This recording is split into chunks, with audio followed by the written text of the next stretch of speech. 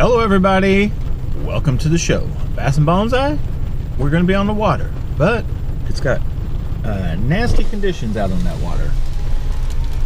Hope you guys can make that out, but yeah, it's raining, steady rain. Unfortunately, I'm going to have to be wearing this, and it's always loud and noisy, but I can put on the chest harness, you guys will be underneath that. You can actually see through this thing. So it is getting older, but you guys see that? So I don't know what kind of footage we'll be able to get in here, but we're gonna jump out here. This is the place, if you guys remember, I have done good when it's weather like this. It's kind of rainy, nasty. There's no thunder and lightning. If you got thunder and lightning, to stay out off the water. But so I don't know what I'm gonna do, how well it's gonna be. I know I'm going very light. I'm not taking this whole thing. That's another thing I recommend. If you're you know you got bad weather, go with just the minimum as far as gear. Now, not like boots and rain gear, stuff like that, but as far as fishing tackle, I don't like to throw everything out in the boat, get it all wet, and chance of having having to go through and clean it all, getting the boxes all wet and all your stuff. So I'm gonna sit here, hand pick. I won't go through that whole process, but basically just what I think will work for topwater bait, some bottom, like backup baits, and we're going to jump out here and try to catch some largemouth bass. All right, let's get out here and see if we can catch them. You see, I am still loaded up. I've decided to fish from the bank just briefly, but I've got my favorite rod and reel combo out, BFS anyway, and this is probably my favorite topwater lure that I did real good with actually here also. So we're going to jump out here and see if we can't catch something real quick before we actually mess with putting the whole boat and everything else in. So we're going to shut this, keep it dry. We're going to get wet. We're going to come right here. If you guys can make this out, I'll try to show you while I'm walking. But I'm just going to kind of hop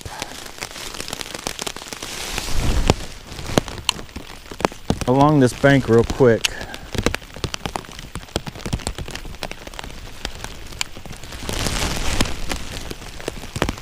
To get an idea.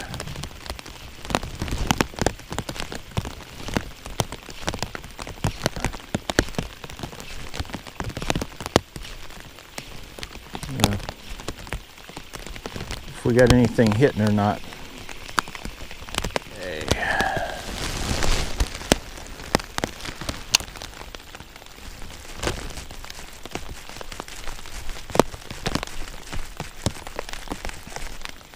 Got one. Got a bass. It didn't take. Oh, that is a nice one too. I didn't realize he was that big. I hope you guys can make out what I got going on here. That is a nice bass. Maybe I will have to get the, oh, stay hooked. Maybe I will have to get the boat out. Oh, wow. You guys hear that drag? Love that audible drag. Oh, now I only have 8, I think that's 8-pound leader.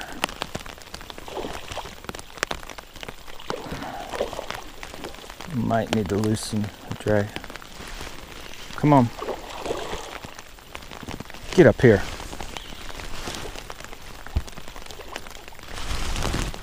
Get up here. There he is. I'm gonna have to get on out here in the water, but I got my muck boots on, so. You guys see him? More clear picture. Get over here. Oh my goodness. Can you guys see that bass? Hang on, let me hit my button. Woo! Well, let me try to get this freaking thing out of my face. Out of your guys' face. Look at that fish. If that is easy 4-pounder, 3 3/4 or 4, is over 3.5. If I do not catch another bass, this well worth the trip. That my favorite combo. This is my favorite overall setup. Alde BFS, XG 661 Kuying Teton. Probably 662 would be as good. My favorite thing in the world to catch. All right, let's get a pick and we're gonna turn it loose. All right, got a pick. Beautiful largemouth bass. We're gonna let old baby loose. I'm not gonna worry about jumping.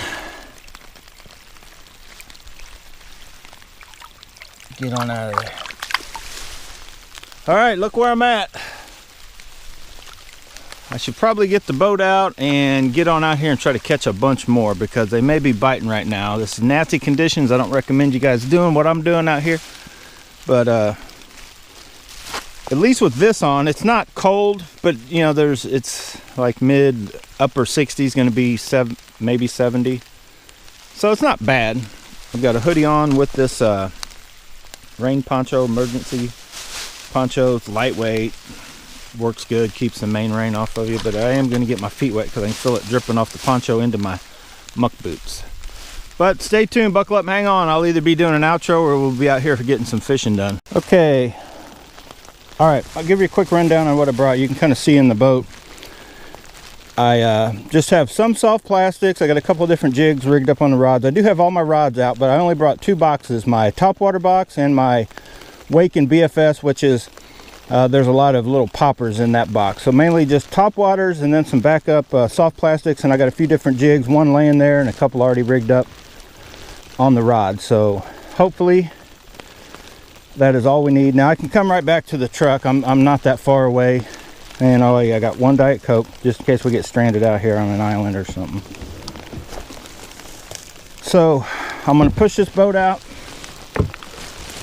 Keep probably fishing with that one like I mentioned earlier. I may switch to a more natural color. And let me get out here. I'm on like a log or something. Anyway, we're gonna get out here and catch some largemouth bass. And if you saw it, I didn't mention it, I made a scooper. I recommend this at some point in time if you're out here long enough. When the boat gets, you know, enough water wherever the low point is, like on these little 2-mans, have you something to just scoop. It only takes a couple minutes to get the majority of the water back out and then keep on going. Wow, that was quick. First cast out here. I didn't even start recording again yet. Got one just like that. Sometimes that being in the boat, casting to the bank and coming out is what they want. Other times they want you up on the bank. That's kind of weird.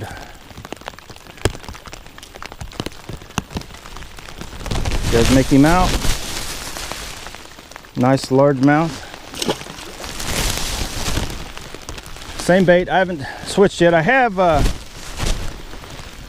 I got my one rod out as a backup, so if I get a couple hits in here, I may throw it before I move on. Sometimes just pulling it.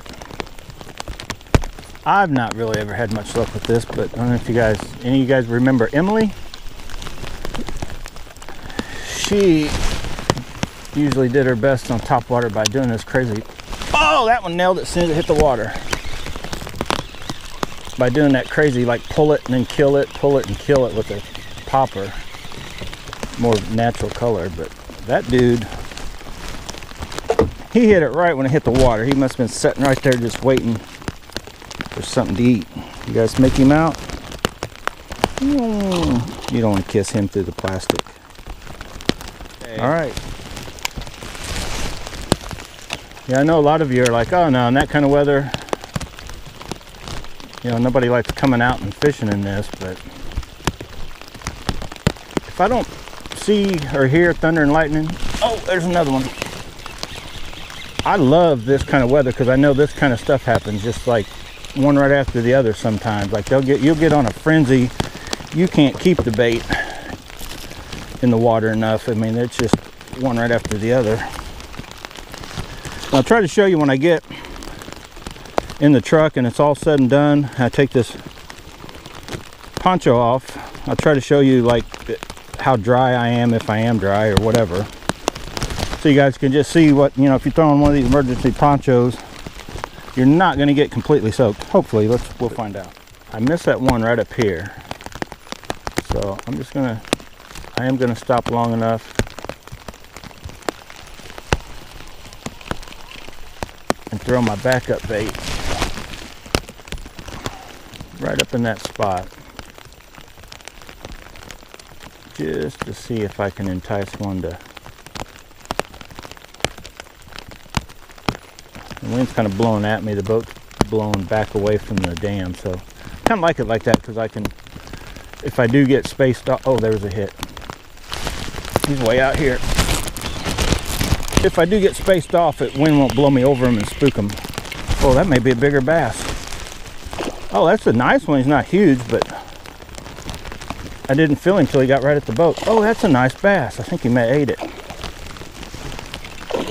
Oh, look at that bass. Look at that sucker. Oh, wow. That, my friends, is why you throw a backup bait. If you remember right, that's right where I had the one hit right when it hit the water, but he like totally missed the bait. Wow, that's right in the top of the mouth. He was not coming unhooked, that's for sure. Let me try to get you guys a shot of this. Kind of use the rod for a guide on how big he is. That's about a pound and a half. Look how fat it is. That's probably a 2-pounder. Hey, let's see. I didn't even get a pick of this one. I got a pick of the big one, so we're gonna see if this sucker's gonna jump. We need a jumper for the day. What do you say? Oh, you want to? I can feel it. You want to jump? Yeah, get on out there. Woo! Guess what, boys and girls? We're officially on fire. Let's go.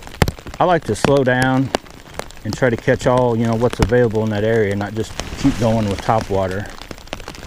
It's kind of a personal preference. If you sit out and you want to catch topwater fish, then yeah. But if your main goal is just to, you know, kind of catch as many as you can, almost like a tournament mindset, you know, want to catch as many and the biggest I can, then your backup baits are the way to go. So I'm going to kind of, the wind's blowing the right way, I'm going to just kind of work back down this area where I've already caught fish, them little ones, and I'm just going to kind of hit it, this backup bait, because this is a good productive spot. Now the wind's blowing me actually faster than I want to go, so I'm going to use the trolling motor to kind of bump it here and there and slow me down.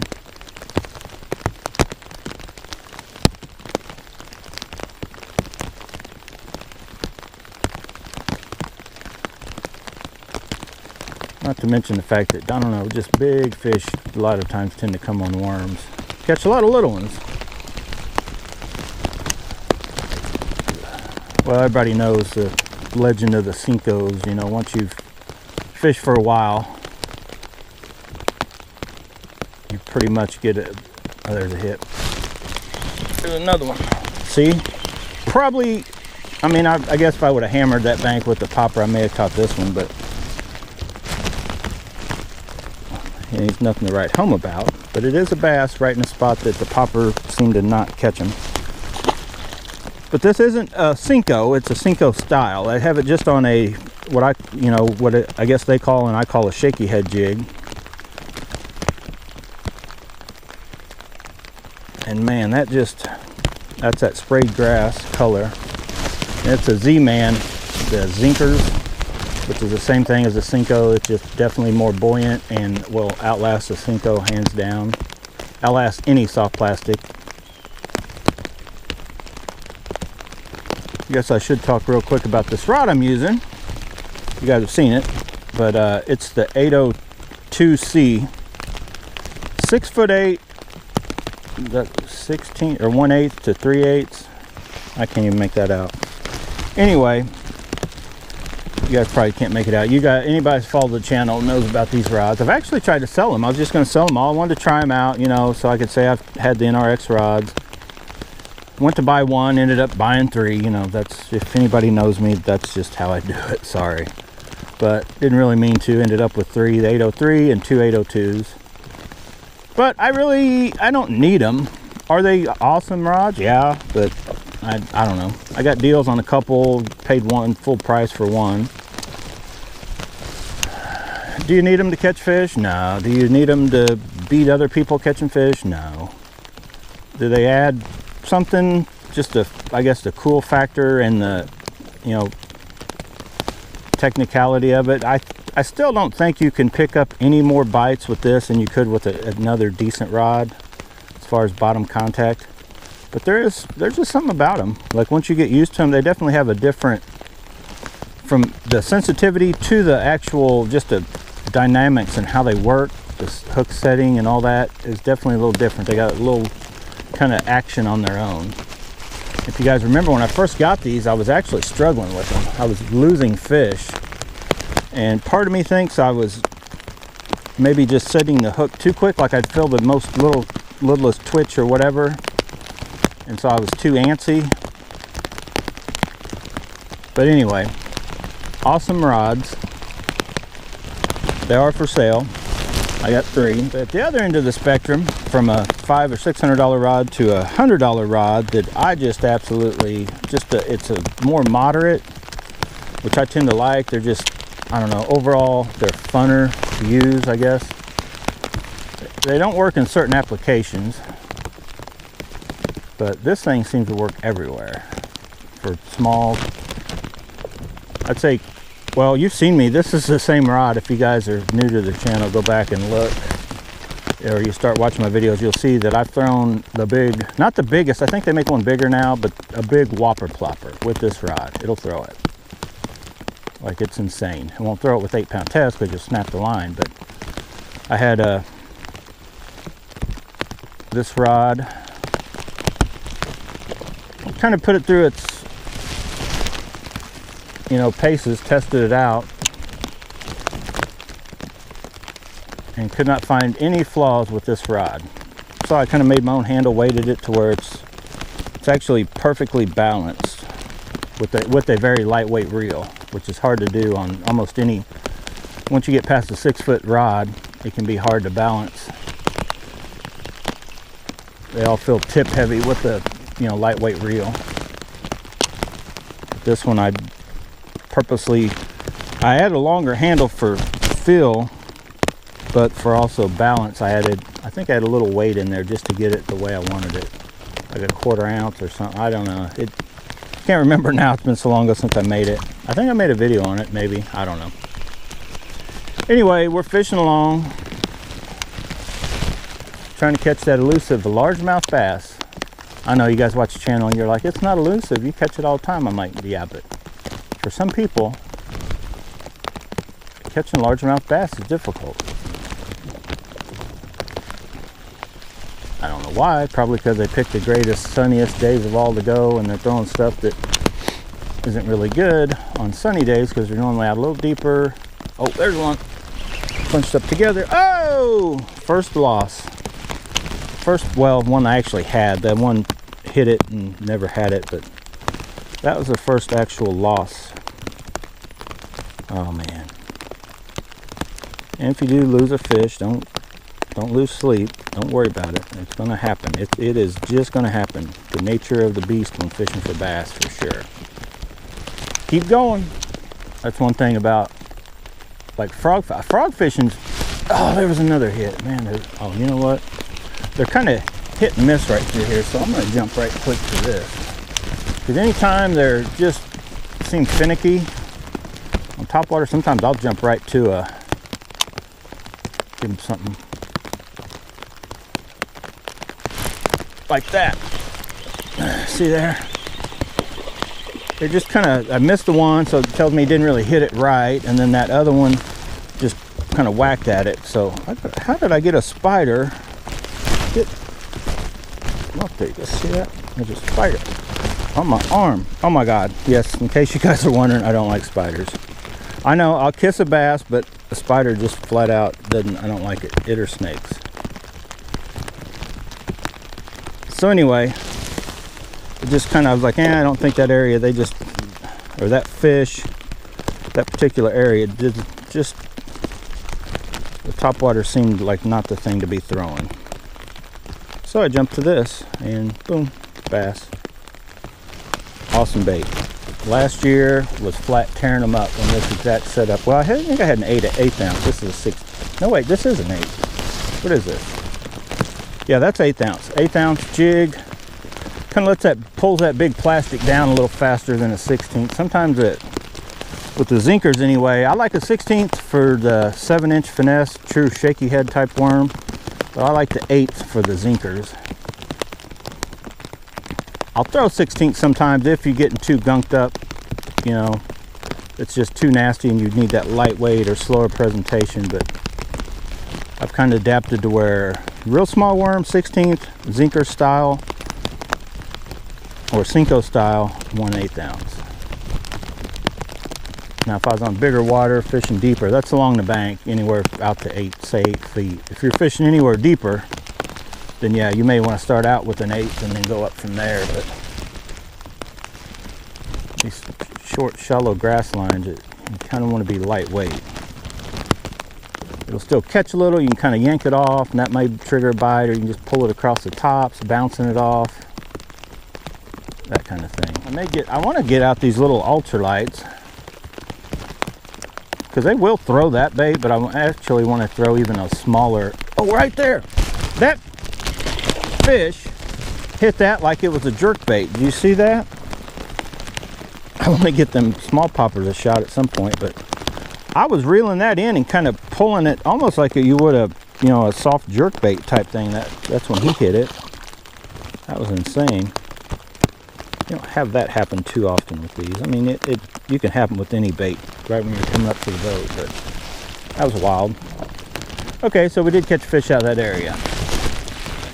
Now, what do we want to do? We want to rig up a couple small poppers, go truly ultralight, true BFS. I mean, that's BFS, but that's kind of more of a power BFS to the extreme.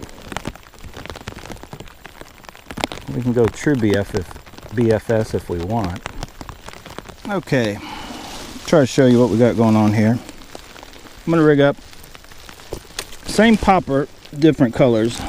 I figure I might as well try a few different colors while I'm trying them. If you guys remember right, I have caught both of these baits have done real well. More of a crazy all natural, almost a ghost type color than this crazy fire tiger. So I'm going to use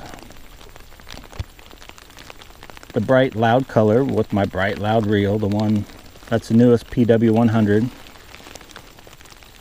Well, has all the bright loud purple colors, so we're gonna rig this bait up. And yeah, that snap swivel may be a little big, but it should be fine. So we're gonna throw that on, that's the lure killer. Specs are upside down. And as you can tell, I do put my reels and rods, all my gear goes through some very, I guess you could call it harsh conditions. They get wet, they get nasty. I put them through the paces to, you know, I don't just play around with my stuff. It gets used hard pretty much. I set out a year, but I've had this reel for quite a while. So I can definitely say that the PW100s, as far as durability, they last, still smooth. I have not serviced it or anything. I just use it and it's lasting real good. But I got the more natural one on it, on the Kuying Teton 522 SUL. I can't remember the specs on the other one, but it's roughly the same as the Kuying Teton. It is longer. I will show you this real quick while I got the thing up. These rods are rated different on length, but when you put where it counts, where you're going to be casting and more or less holding it, it's hard to make out the top. But there is only almost an inch difference. You can see that bottom of the handle is where a lot of the difference on length comes from, but the overall, these are very close. These feel almost the same when you're casting. They're very, very close. That's why oh man, we had a fish. We had a fish on BFS. Now what I may do is go up here and drift down, because the wind will blow me right along that first point, and it should blow me almost to the second point. And just do some casual fishing with the wind. Oh, there's one. Same deal.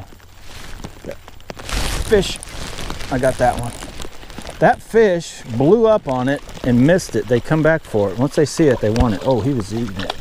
Now, I don't know. I probably shouldn't be doing that, what you just saw me do.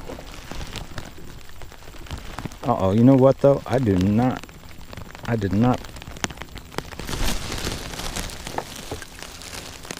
Let me get back out. I did not bring any pliers.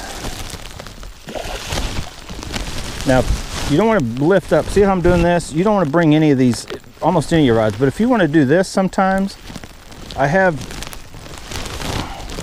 it's the angle of what you bring that rod up is what will break a lot of stuff when you're trying to boat flip them. I'm not saying you should. Oh, luckily see how I threw him back in, he kind of got himself undone. But that was a good battle. Definitely more fun on these lightweight ones. My first battery. I'm going to keep fishing up here, but I'm just going to do an outro and I'll tag on any fish I catch. But I'm on my second battery. I can go get more, but I want to do an outro while I can. Hope you like this video. Get out in the rain, as long as there's no thunder and lightning. As you guys can see, it's just, you know, a steady light rain. The boat's filling up. I'm getting ready to drain it again with this. But you can get out on the water, top water, don't forget your backup baits, that kind of thing. Anyway, get out and go bass bonsai for yourself. I know I look ridiculous, but this emergency poncho, you guys can, you know the deal. You guys can find them everywhere for $1. I mean, they're awesome for just keeping you overall. I'm still dry, I'm not cold. I'm damp, I'm wet, my arms, my legs are starting to get a little bit. But anyway, the GoPro's safe underneath there. If you do want to record your own stuff, you can pull it up how you see me do it. It's not, is it ideal? No. But does it work? Yes. So get out and go bass bonsai for yourself. Let's see if we can catch some more. Bye bye.